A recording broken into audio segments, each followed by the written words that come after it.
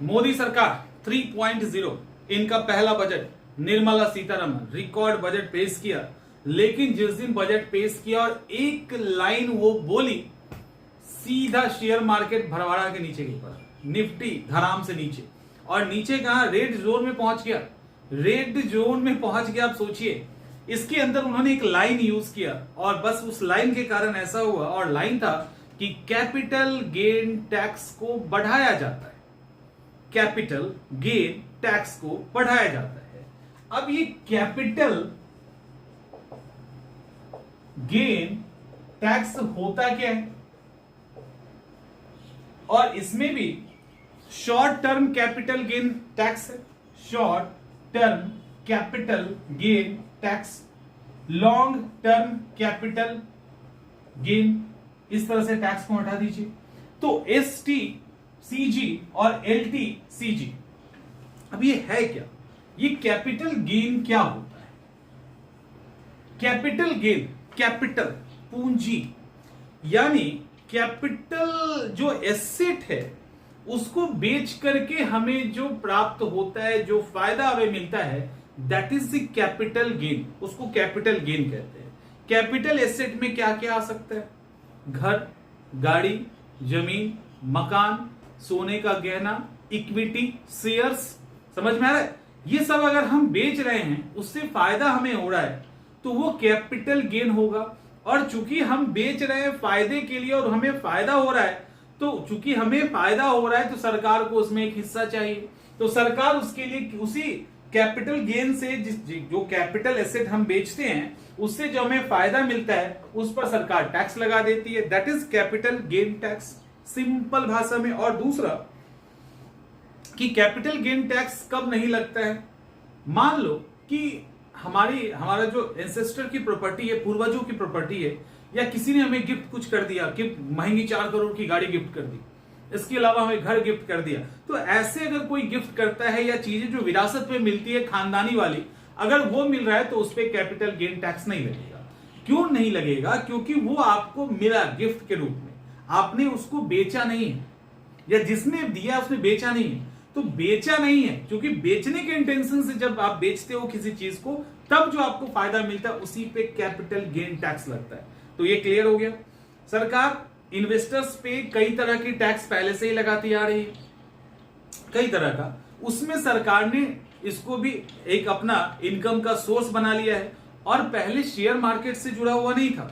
ये 2018 में share market को भी इससे ऐड कर दिया, यानी शेयर की खरीद बिक्री, इक्विटी की खरीद बिक्री से भी जो पैसे मिलेंगे उस पे ये गेन टैक्स लग जाएगा, और इसको बढ़ा दिया गया। कितना, अभी देखते हैं। इसमें जो शॉर्ट टर्म कैपिटल गेन है, इसको 5% बढ़ाकर 20% कर दिया, और इसको 2.5% बढ़ा के 12.5% कर दिया। ये बढ़ गया, ये ठीक है, ये यहां पे 12.5 और 20% हो गया है। अब शॉर्ट टर्म क्या होता है, लॉन्ग टर्म क्या होता है? यानी कोई ऐसा एसेट जिसको आपने सामान्यतः कोई अलग अलग है, ये ध्यान रखिएगा, अलग अलग तरह के एसेट के लिए अलग अलग तरह का शॉर्ट टर्म और लॉन्ग टर्म तय किया गया है। जैसे मान लो कि हम घर, जमीन की बात कर लेते हैं, तो पहले क्या था 36, यानी कोई अगर ऐसा एसेट जो जमीन के फॉर्म में, घर के फॉर्म में है, और उसको आपके पास वो 36 मंथ तक आपने उसको अपने पास रखा है। और नहीं, ऐसा है, शॉर्ट टर्म की बात हम कर रहे हैं, शॉर्ट टर्म को कहते हैं शॉर्ट टर्म कैपिटल गेन। इसमें जो 36 महीना पहले तय किया गया था, उसको अब करके 24 महीना कर दिया है। तो मान लो 24 महीने के अंदर यदि आप अपनी घर को बेच देते हैं, जमीन को बेच देते हैं, तो वो उससे जो आपको फायदा होगा उसको शॉर्ट टर्म कैपिटल गेन कहेंगे। और अगर 24 महीने अपने पास रखकर उसके बाद बेचते हैं, तो जो आपको फायदा हो उसको होगा उसको लॉन्ग टर्म कैपिटल गेन कहेंगे। तो टाइम का ड्यूरेशन तय किया गया। जैसे शेयर मार्केट के लिए, शेयर मार्केट के लिए 1 साल तय है, यानी कोई शेयर या कोई भी ऐसा म्यूचुअल फंड जिसको आप 12 महीने के अंदर ही बेच देते हैं, तो शॉर्ट टर्म कैपिटल गेन में वो आएगा। और 12 महीने रखने के बाद बेचते हैं तो लॉन्ग टर्म कैपिटल गेन में आएगा। तो ऐसे करके इसको समय के हिसाब से डिवाइड किया जाता है। अब वो मैं आपको देता, और इसका एक चीज और, इसका नोट्स भी अवेलेबल करवा दिया गया है ऐप पे। आप चले जाइएगा, करंट अफेयर्स का जो फोल्डर है फ्री वाले सेक्शन में, वहां पे इसको दे दिया गया है, तो आप हिंदी इंग्लिश दोनों में डाउनलोड कर सकते हैं। शॉर्ट टर्म कैपिटल वो होता है जो लिमिटेड रखा गया है एसेट के लिए समय, उसके कम समय में उसको अगर हम सोल्ड आउट कर दें तो जो प्रॉफिट होता है उसको शॉर्ट टर्म गेन कहते हैं, उस पर टैक्स इंपोज किया जाता है। और उसकी बात करें तो लॉन्ग टर्म हो जाता है, अलग अलग के लिए अलग अलग है। लाइक बिल्डिंग है, प्लॉट है, जमीन है, इन सब के लिए 24 महीने का रखा गया है। शेयर के लिए 12 महीने का रखा गया है। और म्यूचुअल फंड में भी क्या, इक्विटी वाला जो शेयर टाइप का जो म्यूचुअल फंड है ना, उसके लिए 12 महीने ही है। लेकिन वही इक्विटी जो डेब्ट के रूप में है, वही इक्विटी जो ऋण के रूप में है, उसके लिए फिर 36 महीने का है। वही इक्विटी जो डेब्ट के रूप में है, ऋण के रूप में है, तो उसके लिए मिनिमम शॉर्ट टर्म के लिए 36 महीना अलाउड किया गया है, और उसके बाद ये लॉन्ग टर्म में बदल जाएगा। तो ऐसे करके अलग अलग पार्टीशन किए गए।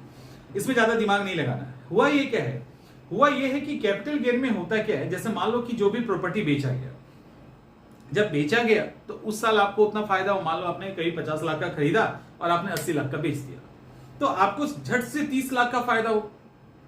तो अब अचानक से आपने 30 लाख उस साल कमाए, तो सरकार को टैक्स देना बनता है ना, तो वही टैक्स सरकार लेती है। उसमें जो महंगाई बढ़ा उसको डिडक्ट कर दिया जाता है, बाकी जो नेट इनकम हुआ उस पर सरकार टैक्स लगा देती है। अब इसको लेकर यहाँ पे अभी जो बजट आया 2024-25, इसने हंगामा मचा दिया। क्या मचा दिया भैया हंगामा? तो निर्मला सीतारमन ने कहा कि टैक्स बढ़ा रहे हैं। शॉर्ट टर्म कैपिटल टैक्स बढ़ा दिया गया 5%, 10 to 15 to 20%, और लॉन्ग टर्म कैपिटल टैक्स जो बढ़ा दिया 2.5%, 10% से 12.5% हो गया। तो इस तरह से इन दोनों में बढ़ाया गया। और लेकिन पहले जो लॉन्ग टर्म कैपिटल गेन था ना, उसमें लिखा ये हुआ था कि 1 लाख तक की छूट होगी, ठीक है। इसको इन्होंने बढ़ा के 1.25 लाख कर दिया, यानी 1.25 लाख तक जो आपको प्रॉफिट होता है उसको टैक्स के दायरे में नहीं लाया जाएगा। उसके बाद जो होगा उसी पे टैक्स लगेगा, जो रेट बताई गई है उसी आधार पे। एक और चीज है, यहां पे एक और चीज कही गई है, जो लिस्टेड फाइनेंशियल एसेट, यानी जो लिस्टेड फाइनेंशियल एसेट है, ठीक है, उसके लिए जो होल्डिंग पीरियड है वो 12 महीने का है, 1 साल का है। और जो नॉन लिस्टेड एसेट है उसके लिए होल्डिंग पीरियड को 2 साल किया गया है। 2 साल के बाद ही वो लॉन्ग कैपिटल गेन के अंदर बदलेगा। तो ये सारे फैक्ट्स हैं। और बाकी अनलिस्टेड जो बॉन्ड है, डिवेंचर है, ये सब है, वो जो नॉर्मल टैक्स स्लैब है उसी के अकॉर्डिंग उसमें टैक्स कटता है। जो खास करके जो लिस्टेड कंपनी है उसका शेयर जो है उसके लिए कुछ अलग टर्म्स एंड कंडीशन है। तो आपको इस सेशन में ये समझाना था कि कैपिटल गेन क्या होता है और उस पे लगने वाला टैक्स क्या होता है। तो कैपिटल गेन कैसे होता है, फिर उसके ऊपर कैपिटल गेन टैक्स कैसे लगता है, सरकार ने इसको बढ़ाया। अब सरकार ने बढ़ाया तो ये क्यों भड़बड़ा के गिर पड़ा हमारा शेयर मार्केट, निफ्टी, ये सब?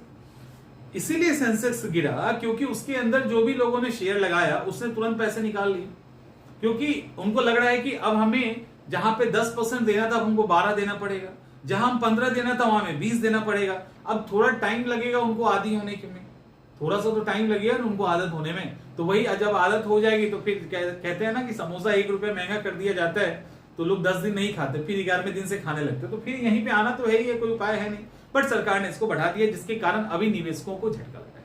ये इसमें प्रीलिम्स का सवाल आपका बन सकता है, इवन मेंस का भी बन सकता है, तो दोनों आप लिख सकते हो यहाँ पे। मेंस का नहीं, मेंस का तो मिक्स करके बनेगा, प्रीलिम्स का बेसिकली सवाल है, इसको लेकर रखना। क्योंकि अगर कोई ऐसा इकोनॉमिक्स का कुछ ऐसा डाटा आया जहां पे ये पुट कर सकते हो तो आप इसके डाटा को पुट कर दीजिएगा। राइट, मिलते हैं हम लोग नेक्स्ट सेशन में।